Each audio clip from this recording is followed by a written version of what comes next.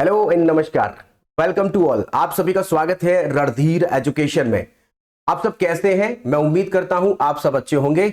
और हम जो यहां पर सीरीज चला रहे हैं वो है वीकली करंट अफेयर की।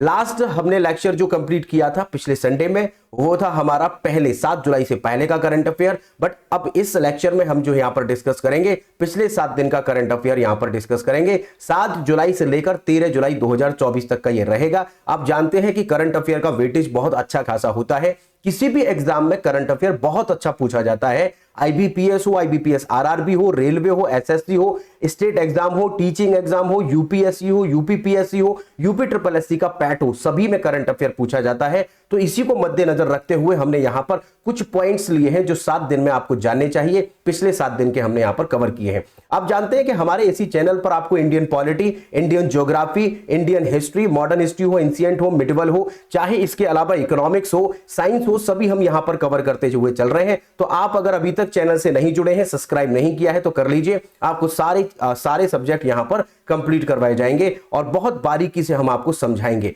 तो चलिए शुरू करते हैं और जानते हैं कि पिछले 7 दिनों में क्या महत्वपूर्ण घटनाएं हैं जो कि आपको जाननी चाहिए और जो एग्जाम में आती भी है। तो भाई यहां पर आप पहला क्वेश्चन है हमारा, ईरान के 9वें राष्ट्रपति के रूप में कैसे चुन लिया गया है। ईरान हमारा पड़ोसी देश है, थोड़ा सा दूरी पर ईरान से हमारे संबंध बहुत अच्छे हैं और वहीं के 9वें नंबर के, तो एक फैक्ट आपको यह पता चल गया कि 9वें नंबर के राष्ट्रपति हैं। इन राष्ट्रपति का नाम है मसूद पेजेस्कियान।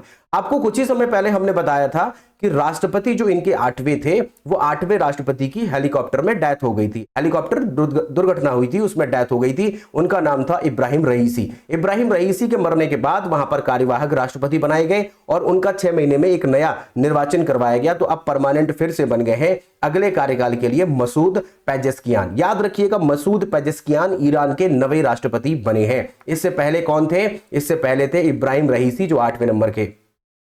हमारे देश के अगर परिप्रेक्ष्य में बात करें तो हमारे देश में भी ऐसा ही होता है कि अगर राष्ट्रपति की डेथ हो जाती है या कोई ऐसी बात हो जाती है जिससे राष्ट्रपति अपना पद छोड़ देते हैं तो उपराष्ट्रपति इस पद को धारण करता है राष्ट्रपति के को, और 6 महीने का वक्त होता है। अधिकतम 6 महीने में हमें नया निर्वाचन कराना होता है, नए राष्ट्रपति को चुनना होता है। सेम इसी प्रकार ईरान में भी है। ईरान के बारे में एक बात और जो हमने कुछ समय पहले आपको बताई थी कि हमारे देश की जो शास्त्रीय भाषाएं हैं वो 6 हैं। इनमें 7वीं भाषा शास्त्रीय जोड़ने का जो प्लान हमारे विदेश मंत्री ने बनाया, अनाउंस किया था, बट अभी बनी नहीं है। तो ईरान की जो भाषा है पारसी, जिसको हम फारसी बोलते हैं, उस भाषा को भी हमने शास्त्रीय भाषा बनाने के लिए बोला था, जो कि विदेश मंत्री थे। तो ये एग्जाम में ये दोनों ही बातें आपसे पूछी जा सकती हैं कि किसे बनाने का प्रस्ताव रखा गया है, बट अभी पास नहीं हुआ है। यहां पर आपको 9वें भी राष्ट्रपति याद रखने हैं। यहां पर हमने दिखा दिया है पूर्व राष्ट्रपति इब्राहिम रईसी को हेलीकॉप्टर में इनकी दुर्घटना हो जाती है, मौत हो जाती है। उसके बाद इनको जिनका नाम है अभी हमने बताया है मसूद पेजेस्कियान, यहां पर नए राष्ट्रपति बनाए गए हैं। यहां पर देख लीजिए, हमने यहां पर एक मैप लिया है। मैप में आपको एशिया कॉन्टिनेंट बताया है। एशिया कॉन्टिनेंट के अलावा आप जानते हैं हम एशिया में रहते हैं, बट कुछ और भी कॉन्टिनेंट हैं। 7 कॉन्टिनेंट टोटल है, 7 कॉन्टिनेंट है, जिसमें से एशिया हमने यहां पर मैप लिया है। एशिया में जो हमारा ये इंडिया आपको दिख रहा है, ये वाला हमारा इंडिया, ये चाइना है, ये पाकिस्तान है, ये अफगानिस्तान है। इसके बराबर में ये जो कंट्री दिख रहा है इसे आउट कर लेते हैं, ये है हमारा ईरान। इसी ईरान के बारे में आपको कैपिटल करेंसी भी जान लेनी चाहिए क्योंकि एग्जाम में आपसे पूछी जा सकती है। यहां पर मैप लिया है हमने। यहां पर ईरान की जो कैपिटल है वो तेहरान है, करेंसी इसकी रियाल है। याद रखिएगा, ईरान से हमारे बहुत अच्छे संबंध हैं और ईरान से हमारे यहां पर पेट्रोलियम भी लिया जाता है, भाई आप याद रखिएगा। इसके बाद हम बात कर लेते हैं भाई, अगला क्वेश्चन क्या है हमारा। प्रसिद्ध भगवान जगन्नाथ रथ यात्रा 7 जुलाई को शुरू हुई है। रथ यात्रा उत्सव किसे समर्पित है? याद रखिएगा, यहां पर 3 लोगों की मूर्तियां होती हैं और भगवान श्री कृष्ण का ही एक जो काठ की मूर्ति है, भगवान श्री कृष्ण का जो धड़कता हुआ दिल था वो आज भी उसी काठ की मूर्ति में रखा है। कहते हैं वो आज भी धड़क रहा है। उनका पूरा शरीर जल गया था, लेकिन अंतिम समय में उनका पूरा शरीर जल गया था, लेकिन जो दिल था उनका वो जला नहीं। अगर आप इस स्टोरी को जानना चाहते हैं कि जगन्नाथपुरी की स्टोरी पूरी क्या है, ये उड़ीसा में मंदिर पड़ता है, आखिरकार ये मंदिर बना कैसे, यहां पर भगवान श्री कृष्ण से क्या कनेक्शन है, सुभद्रा जो कि और इनके जो बलराम इनके भाई थे जिनको हमने बलभद्र लिखा है, और सुभद्रा, इन सब तीनों की मूर्तियां यहां पर होती हैं, काठ की मूर्तियां होती हैं। इनमें से जो है ये मूर्तियां परिवर्तित की जाती हैं। तो यहां पर जो दिल धड़कता हुआ है इसे भी चेंज किया जाता है। कहा जाता है कि ये भगवान श्री कृष्ण का वही दिल है जो उनके दिल में धड़कता था, यही वो दिल आज भी धड़क रहा है। इसकी क्या कहानी है अगर आप जानना चाहते हैं, चूंकि हम करंट अफेयर की क्लास को ले रहे हैं, यहां आपको ज्यादा डिटेल नहीं बता सकते। अगर आप जानना चाहते हैं तो कमेंट कर दीजिएगा, एक पर्टिकुलर वीडियो हम जगन्नाथपुरी के मंदिर पर ही बना देंगे जिसमें आपको पूरी जानकारी मिल जाएगी, कैसे भगवान श्री कृष्ण ने अपना अंतिम समय गुजारा, उसमें कैसे उनको तीर लगता है उनके पैर में, पंजे में, और किस प्रकार उनकी डेथ होती है, बट शरीर को जलाने के बाद उनका दिल नहीं जलता है। ये सब पूरी कहानी आपको बताएंगे। याद रखिएगा यहां पर 3 हैं और जगन्नाथ भगवान श्री कृष्ण ही हैं और बलभद्र हैं और सुभद्रा इनकी बहन है, और ये बलभद्र जो है ये बलराम है, इनके बड़े भाई हैं। तो याद रखिएगा तीनों की यहां पर मूर्तियां हैं। एक बार भी पिक्चर देख लीजिए, यहां पर ये तीनों जो है रथ यात्रा ली जाती है, रथ यात्रा हर साल होती है तीनों। और भाई यहां पर बड़े से बड़े राजनीतिक के बड़े से बड़े लोग इस रथ को खींचना अपना सौभाग्य समझते हैं। और यहां पर देखिए ये यहां पर फिर से हमने दिखाया, ये वो 3 काठ की मूर्तियां हैं जिनमें कि आपने अभी हमने बताया कि जगन्नाथ, भगवान जगन्नाथ, बलराम और सुभद्रा इनकी बहन, तीनों लोग इसमें स्थापित किए गए हैं। और ये कुछ समय के बाद ये काठ की मूर्तियां चेंज की जाती हैं, इसमें दिल भी चेंज होता है उनका। इसके बारे में पूरी कहानी बताएंगे। अगला क्वेश्चन है, ये किस ऑटो कंपनी ने दुनिया की पहली सीएनजी बाइक लॉन्च की है? बड़ा ही इंपॉर्टेंट क्वेश्चन है। दिल्ली में लॉन्च किया गया है इसको। सीएनजी, अभी तक तो पेट्रोल की आती थी, डीजल की कभी बाइक आई नहीं, लेकिन सीएनजी की बाइक आ चुकी है। ये होता है compressed natural gas. Compressed natural gas जो होती है, इसी को कंप्रेस करके, जो मीथेन गैस होती है, जो आप जानते हैं कि भैंस की जुगाली हो या फिर आपका धान का खेत हो या दलदल हो, कीचड़ हो, इसी से आपकी मीथेन गैस निकलती है। इसे आप कंप्रेस करते हैं और गैस बन जाती है सीएनजी, कंप्रेस्ड नेचुरल गैस। ठीक है, ये जो आप जान रहे हैं कि दुनिया की पहली सीएनजी जो बाइक है, आप देख के पहचान गए होंगे, ये है बजाज की बाइक। बजाज की बाइक है, जिसमें कि हमने भाई बता दिया कि बजाज ने नई दिल्ली में पहली बाइक लॉन्च की और दुनिया की पहली सीएनजी बाइक ये बनी है। आगे देखते हैं, दुनिया की सबसे पुरानी गुफा पेंटिंग किस देश में खोजी गई है? याद रखिएगा दुनिया की सबसे पुरानी गुफा, हमारे भारत में भी गुफाएं थी, हमारे भारत में भी गुफाएं खोजी गई, हम एंशिएंट हिस्ट्री में पढ़ाते हैं, लेकिन दुनिया की सबसे पुरानी गुफा की जो पेंटिंग है वो मिली है, और वो पेंटिंग जो मिली है वो इंडोनेशिया में मिली है। अगर आप पिक्चर देख रहे हैं तो यहां पर एक सुअर का पिक्चर है, सुअर जंगली सुअर है, इससे मानव वार्तालाप करते हुए दिखाया गया है, ये चित्र यहां पर बनाया गया है। याद रखिएगा ये जो पुरानी है ये 51,200 साल पुरानी है। ठीक है, जंगली सुअर इसमें दिखाया गया है, इंडोनेशिया में ये मिली है। आगे नेक्स्ट क्वेश्चन देख लेते हैं, निम्नलिखित में से कौन सा देश संघाई सहयोग संगठन एससीओ का 10वां सदस्य बना है? इसका मतलब पहले 9 थे, आज 10 हो गए हैं। तो याद रखिएगा इसमें बेलारूस जो है, बेलारूस अब 10वां सदस्य बना दिया गया है। 9वां सदस्य भी आपसे पूछ सकता है। सहयोग जो संगठन है संघाई का, इसमें कई कंट्री शामिल है, जिसमें से नमा भी आपको याद रखना है, नमा ईरान है। हम इसको स्टैटिक में पूरा करवाते हैं, स्टैटिक पोर्शन जो हमारे यहाँ सीरीज चलती है उसमें पूरा करवाएंगे आपको और बताएंगे जितने भी सहयोग है। हालांकि ज्योग्राफी में भी हम इसको करवाते हैं, क्योंकि ज्योग्राफी में जब मैप पढ़ाते हैं तो वहां पर आसियान हो, सार्क हो या सहयोग संघाई सहयोग संगठन हो या नाटो हो, सबके बारे में बताना पड़ता है। तो वहां भी बताते हैं, स्टैटिक में भी बताते हैं। तो यहां पर हमें जान लेना यहां पर हमें जान लेना चाहिए कि हमारा नवा जो कंट्री जुड़ा था वो ईरान था, और 10वां जो जुड़ा है उसका नाम हमने बता दिया है बेलारूस। ठीक है, 2023 में जुड़ा था आपका। 2023 में कौन सा जुड़ा था, कंफ्यूज मत हो जाना। अभी 2024 में जो जुड़ा है वो बेलारूस है, ईरान 2023 में जुड़ा था। नाटो की बात आ गई है। नाटो जो है नॉर्थ अटलांटिक ट्रीटी ऑर्गेनाइजेशन, इसका जो समिट होती है 2024 की, इसका आयोजन कहां पर किया जा रहा है, ये सवाल है। तो सवाल ये जो नाटो है इसका आयोजन जो होगा वो आपका कहां पर होगा, यूएसए में होगा। आप जानते हैं कि यूरोप के कुछ देशों का ये ग्रुप है, और कुछ देश मींस कि उसमें यूरोप के तो 30 कंट्री है और 2 आपके जो है अमेरिका, जो अमेरिका कॉन्टिनेंट है, उत्तरी अमेरिका और दक्षिणी अमेरिका, अमेरिकन कॉन्टिनेंट के 2 कंट्री हैं यहां पर। तो टोटल मिलाकर के फिलहाल इसमें 32 कंट्री हैं। इनका उद्देश्य क्या है, इसमें रशिया शामिल नहीं है, याद रखिएगा। नाटो जो है नॉर्थ अटलांटिक ट्रीटी ऑर्गेनाइजेशन है, इस ऑर्गेनाइजेशन को इसलिए बनाया गया था जिससे कि रूस की बढ़ती हुई ताकत को रोका जा सके। इनका उद्देश्य है कि अगर हम आपस में कितने भी लड़ें, 32 लोग हैं, हम आपस में कितने भी लड़ें, हम आपस में किसी से कुछ नहीं कहेंगे, लेकिन अगर हमसे कोई 33वां व्यक्ति लड़ेगा तो सारे के सारे 32 लोग मिलकर के उसे मारेंगे। उद्देश्य था रशिया की बढ़ती हुई पावर को रोकना। रशिया इसमें शामिल नहीं है। आपने कहानी सुनी होगी, अभी कुछ ही समय पहले, अभी भी युद्ध चल रहा है बट कुछ समय पहले बहुत तेजी से चल रहा था, रूस और यूक्रेन का लड़ाई चल रही थी। तो आपको पता होना चाहिए कि रूस और यूक्रेन के बीच लड़ाई नाटो की वजह से हुई, क्योंकि रूस से अलग हुआ था यूक्रेन, और यूक्रेन 1991 में 15 देशों में से एक देश था जो अलग हुआ था, लेकिन यूक्रेन ने कहा कि हम नाटो में शामिल होंगे। अब रूस ने मना किया कि भाई आप इसमें शामिल मत होना, क्योंकि वो हमारा दुश्मन है, हमारी आपस की और बात है, हमारी ठीक है, हमारी अच्छी बात नहीं बनती है, बट दुश्मन के साथ नहीं मिलना है। लेकिन यूक्रेन मिलने जा रहा था, इसीलिए इन दोनों के बीच लड़ाई शुरू हुई, और आप जानते हैं कि यूक्रेन की हालत खराब हो गई। भाई यहां पर टोटल कंट्रियों की बात करें तो वो 32 है। नाटो के बारे में हमने बताया, नॉर्थ अटलांटिक ट्रीटी ऑर्गेनाइजेशन है, स्टैब्लिश इसको 4 अप्रैल 1949 को किया जाता है। हेडक्वार्टर इसका ब्रुसेल्स बेल्जियम में है, और नाटो के सेक्रेटरी जनरल जो है वो मार्क रुटे हैं। 32 कंट्री है, हमने बता दिया है 30+2 30+2। अगला क्वेश्चन देख लेते हैं, रीप्स को किस देश की पहली महिला वित्त मंत्री के रूप में नियुक्त किया गया है? रूस की रीप्स जो है, रीप्स रेचेल रीप्स इनका पूरा नाम है, रेचेल रीप्स। यहां पर ये देखिए, रेचेल रीप्स जो है पूरा नाम है, रेचेल लिख देते हैं, रेचेल रीप्स। रेचेल रीप्स को कहां की पहली महिला वित्त मंत्री के रूप में नियुक्त किया गया है? बड़े लेट हो गए हैं ये महिला वित्त मंत्री बनाने में, हमारा भारत पहले ही बना चुका था। ये है आपका ब्रिटेन।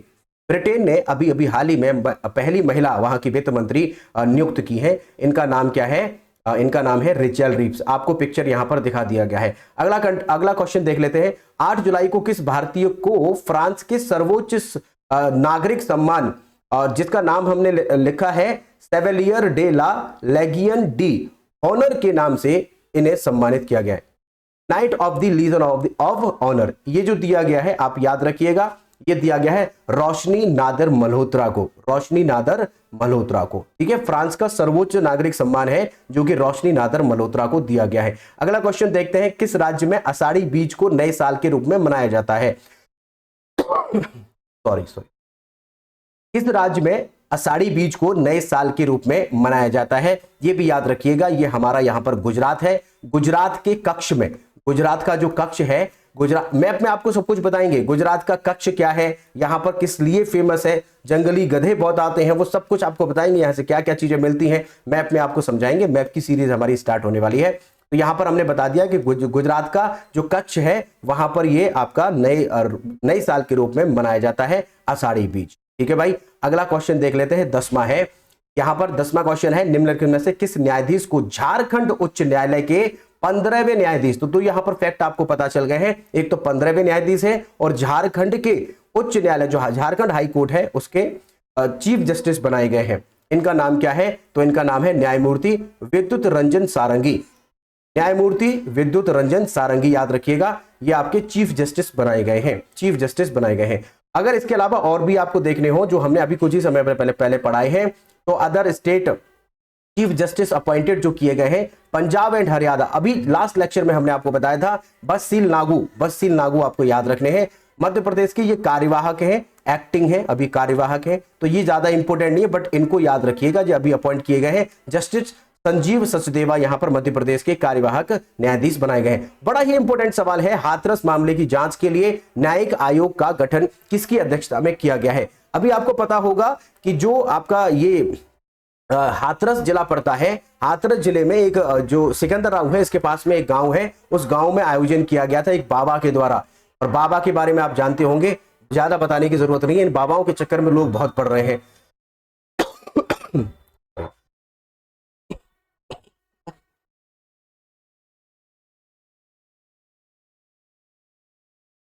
हमारे भारत की जो जनता है वो ज्यादातर इन्हीं बाबाओं के चक्कर में पड़ रही है, और बाबाओं के चक्कर में इतना नुकसान हो रहा है कि ये देश को आगे नहीं बढ़ने दे रहे हैं, जनता का नुकसान हो रहा है। ज्यादातर महिलाएं ज्यादा पीछे जाती हैं, इन बाबाओं के चक्कर में महिलाएं ज्यादा रहती हैं।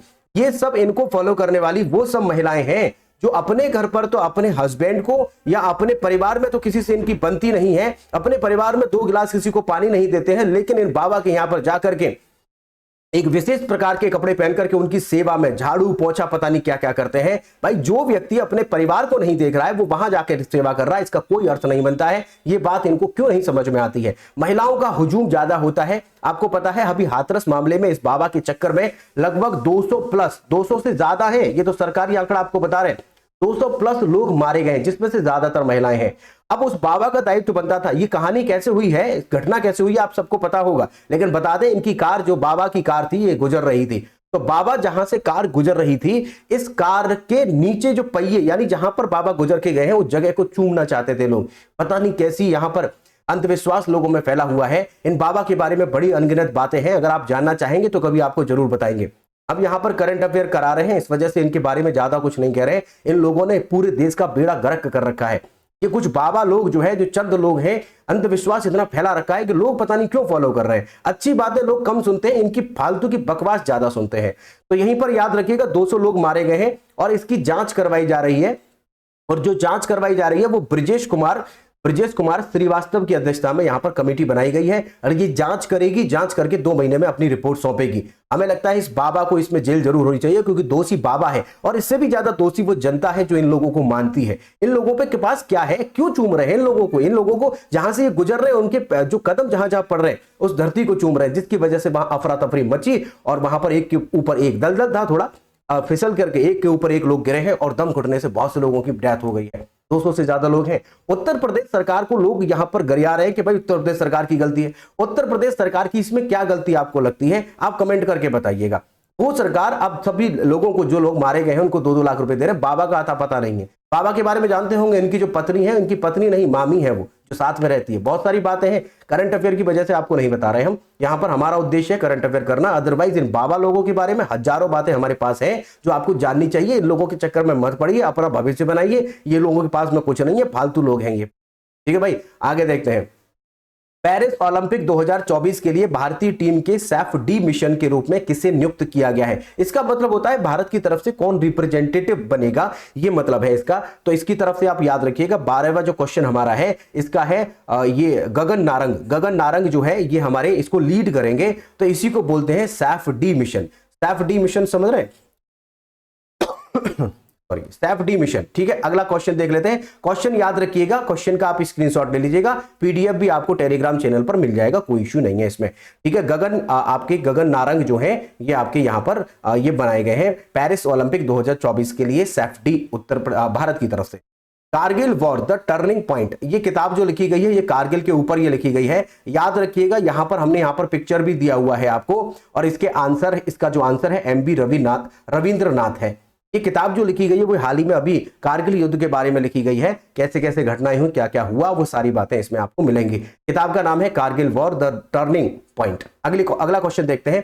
एग्रीकल्चर टुडे पत्रिका द्वारा किस राज्य को सर्वश्रेष्ठ कृषि राज्य पुरस्कार से सम्मानित किया गया है।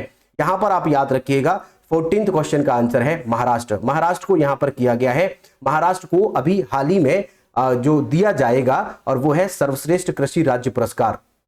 अगला क्वेश्चन है, हाल ही में किस मंत्रालय ने प्रोजेक्ट परी लॉन्च किया है। प्रोजेक्ट परी याद रखिएगा, प्रोजेक्ट परी लॉन्च किया है।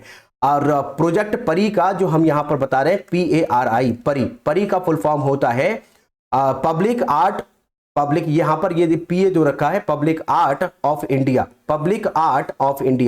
PRI ऐसे है ना, पब्लिक आर्ट ऑफ इंडिया, ये इसका फुल फॉर्म है। संस्कृति मंत्रालय ने इसे लॉन्च किया है। ये कलाकारों के लिए एक विशेष यहां पर एक प्रोजेक्ट लॉन्च किया गया है जो चित्रकार है उनके लिए।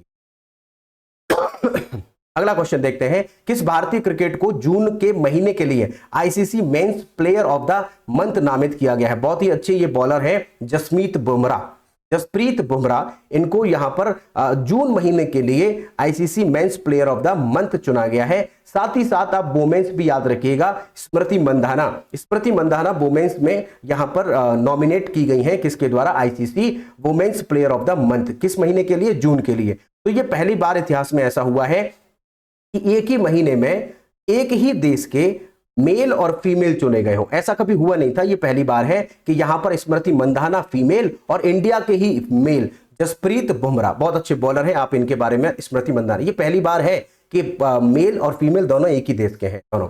अगला क्वेश्चन है हमारा, चक्रवात बेरिल, ये तूफान आया था, चक्रवात बेरिल ने हाल ही में किस देश को प्रभावित किया है। तो आंसर हो जाएगा यहां पर अमेरिका को किया है। अमेरिका में ये चक्रवात आया है बेरिल, याद रखिएगा बेरिल तूफान था ये। बेरिल आपसे पूछ सकता है कहां का है भाई, तो बेरिल अमेरिका। अगला क्वेश्चन देखते हैं। किस राज्य ने टैल वन्यजीव अभ्यारण्य में सींग वाले मेढक की एक नई प्रजाति खोजी है। नई प्रजाति जो मिली है वो अरुणाचल प्रदेश में मिली है। सींग का मतलब है कि जो मेढक है, अभी तक ऐसे मेढक नहीं देखे गए थे जिनके ऊपर यहां पर हल्का सा सींग हो, तो यहां पर हल्का सा सींग एक बना हुआ आया है और ये जो आया है ये कहां पर मिला है? अरुणाचल प्रदेश में, याद रखिएगा अरुणाचल प्रदेश, सींग वाला मेढक। बड़ा ही निराला क्वेश्चन है ये, आपके लिए सबसे ज्यादा जरूरी, जिसकी आप तलाश में घूम रहे हैं। आरबीआई के आंकड़ों के अनुसार 2023-24 में भारत में समग्र रोजगार वृद्धि दर क्या थी? ये सब आंकड़े जो आते हैं पता नहीं कौन से दिमाग के लोग आंकड़े बना रहे हैं, और यहां पर इन्होंने ग्रोथ जो दिखाई है वो 6% की दिखाई है। पता नहीं कि ये किताबों में, ये इनके जो डॉक्यूमेंट्स हैं उसी में ग्रोथ आती है, बल्कि रोजगार लोगों को मिल कहां रहा है? रोजगार के लोग अब तलाश में आप लोग हैं, जैसे कि बहुत सारे लोग गवर्नमेंट जॉब की तैयारी कर रहे हैं और कुछ लोग प्राइवेट जॉब में भी जाना पसंद करते हैं, बट रोजगार कहां मिल रहा है ये पता नहीं कौन सा आंकड़ा आता है, इन लोगों का समझ नहीं आता, ये सब लोग धोखा दे रहे हैं। आगे देखते हैं ब्लू लाइन, अगला क्वेश्चन है ब्लू लाइन सीमा किन दो देशों के बीच स्थित है? तो यहां पर लेबनान और इजराइल के बीच है। अभी आप जानते हैं कि इन दोनों के बीच में डिस्प्यूट चल रहा है, तो लाइन आपसे पूछ सकता है, जैसे हमारा और बांग्लादेश के बीच, भारत और बांग्लादेश के बीच जीरो लाइन जिसको कहते हैं, पाकिस्तान और भारत के बीच रेड क्लिफ लाइन है। आप जानते होंगे इन सब के बारे में। अरुणाचल प्रदेश और चाइना के बीच में जो है मैकमोहन लाइन है। सॉरी, आगे अगला क्वेश्चन देख लेते हैं भाई। भारतीय पुरुष क्रिकेट टीम के कोच के रूप में किसे नियुक्त किया गया है? अभी आप जानते हैं कि राहुल द्रविड़ थे, लेकिन अभी हाल ही में जो जय शाह है उन्होंने अनाउंस किया है और ट्वीट किया था, और उसमें बताया है कि अब हमारे अगले जो रहेंगे वो गौतम गंभीर रहेंगे। गौतम गंभीर अब नए कोच बना दिए गए हैं, मुख्य कोच बना दिए गए हैं। याद रखिएगा, गौतम गंभीर नए मुख्य कोच बन गए हैं, राहुल द्रविड़ अब नहीं है, उन्होंने रिजाइन दे दिया है। अगला क्वेश्चन है, प्रधानमंत्री नरेंद्र मोदी को किस देश के सर्वोच्च सम्मान Order of Saint Andrew the Apostle से सम्मानित किया गया है? इसको याद कर लीजिएगा, ये इसका नाम है अवार्ड का, और ये हमें जो हमारे भारत के प्रधानमंत्री उन्हें मिला है रूस से, जो आपके पुतिन है उन्होंने पहनाया है।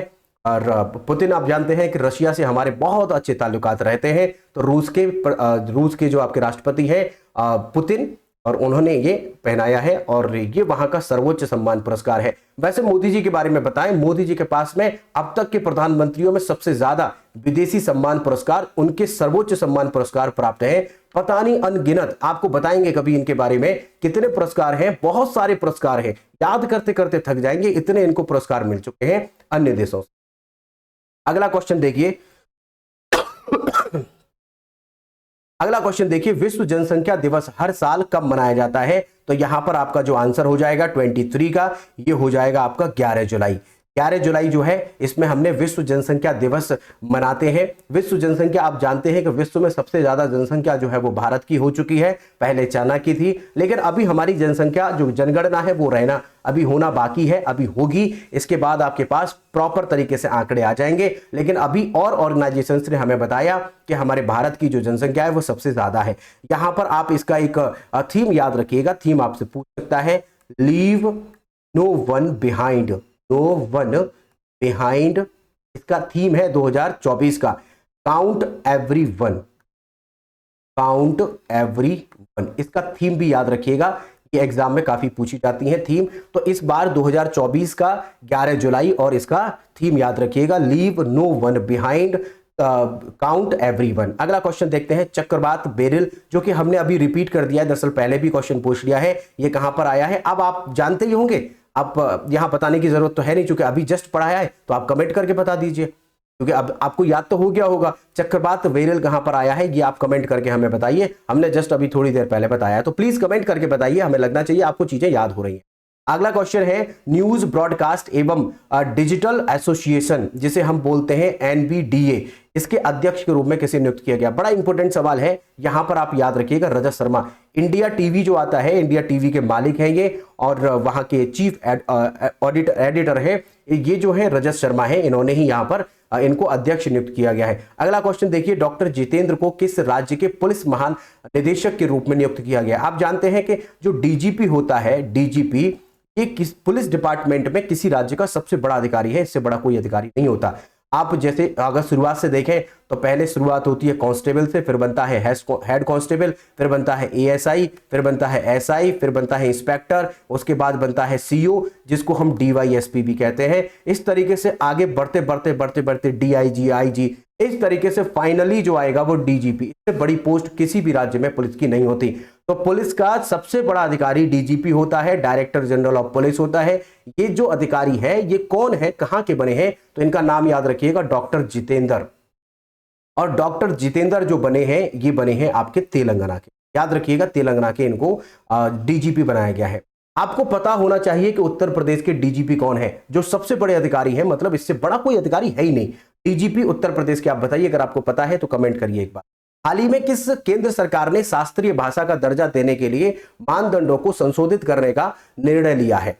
भारत में कितनी शास्त्रीय भाषाओं को मान्यता दी गई है? यहां पर प्रश्न यह है कि फिलहाल कितनी शास्त्रीय भाषाएं हैं, और इन्होंने कहा है कि जो वहां पर स्टैंडर्ड बना रखा है, जैसे कि स्टैंडर्ड ये है कि जो शास्त्र है वो उस भाषा में लिखे गए हो, और वो भाषा कम से कम शास्त्रों में जो प्रयोग हुई है वो भाषा बोलने में और लिखने में 1500 साल, कम से कम 1500 साल से प्रयोग की जा रही हो, उसको हम शास्त्रीय भाषा की कैटेगरी में रखते हैं। तो यहां पर इन मानदंडों में थोड़ा सा चेंज किया जाएगा, इन्होंने ये प्रस्ताव रखा है, निर्णय लिया है तो चेंज कर देंगे। यहां पर फिलहाल ये सवाल है कि कितने हमारे इस समय पर शास्त्रीय भाषाएं हैं और कितने हैं, 6 भाषाएं हैं। अब जानते हैं कि तमिल जो है वो सबसे पहली भाषा बनती है 2004 में। ये पूरा सफर जो है वो 2004 से मनमोहन सिंह के टाइम पर शुरू होता है, 2014 तक चलता है। इन्हीं के समय पर शास्त्रीय भाषाएं बनाई जाती है। नंबर 1 तमिल 2004 में, संस्कृत 2005 में, तेलुगु 2008 में, कन्नड़ 2008 में, मलयालम 2013 में, उड़िया जो उड़ीसा की है 2014 में। अभी हाल ही में हमने बताया था कि एक और भाषा को जोड़ने का कहा गया था बट जुड़ी नहीं है, और वो कौन सी, फारसी। सातवीं भाषा फारसी को बनाने का अभी बात हुई थी बट जुड़ी नहीं है, ये याद रखिएगा। यहां पर हमने 6 के नाम बता दिए हैं। ठीक है भाई, अगर आपको कोई डाउट है, कोई प्रश्न पूछना चाहते हैं तो यू आर मोस्ट वेलकम, आप प्रश्न पूछिए, हम आपको जवाब देंगे। अपने ग्रुप्स में इसको शेयर कर दीजिएगा। अभी तक आपने चैनल को सब्सक्राइब नहीं किया है तो प्लीज सब्सक्राइब कर लीजिए और अपने ग्रुप्स वगैरह में इसको सेंड कर दीजिए, जिससे कि रीच बढ़ सके और हमें मोटिवेशन मिल सके। आपके लिए बहुत बेहतरीन करंट अफेयर हम यहाँ पर लाने की कोशिश कर रहे हैं। सारे सब्जेक्ट यहाँ पर प्रॉपर तरीके से आपको मिलेंगे, कोई भी यहाँ पर हम कॉम्प्रोमाइज नहीं करेंगे क्वालिटी के साथ में। ठीक है, इसका बेल आइकन जरूर प्रेस करिएगा जिससे कि आपको नए लेक्चर्स के नोटिफिकेशन मिल सके। भाई इसके अलावा आप टेलीग्राम पर हमें ज्वाइन कर सकते हैं। टेलीग्राम पर फायदा आपको ये होगा कि करंट अफेयर जो हम यहाँ पर वीकली करा रहे हैं, वहां पर हम current affair daily quiz form में आपको मिलता रहेगा। इसका पीडीएफ भी आपको टेलीग्राम पर ही मिलेगा। टेलीग्राम आप जो सर्च करेंगे ऐट लगा करके, ये जो ऐट है ये लगाइएगा, रणधीर एजुकेशन सर्च करिएगा, हमारा लोगो आपको दिख जाएगा, इसी पर सर्च आकर ज्वाइन कर लीजिए, यहाँ पर आपको पीडीएफ मिल जाएगा। टेलीग्राम के अलावा फेसबुक, इंस्टाग्राम से जुड़ सकते हैं। हमने यहां पर 7 दिन के करंट अफेयर कंप्लीट कर लिए हैं। आपका लास्ट तक लेक्चर के बने रहने के लिए बहुत बहुत शुक्रिया। मिलते हैं नेक्स्ट लेक्चर में। Thank you so much.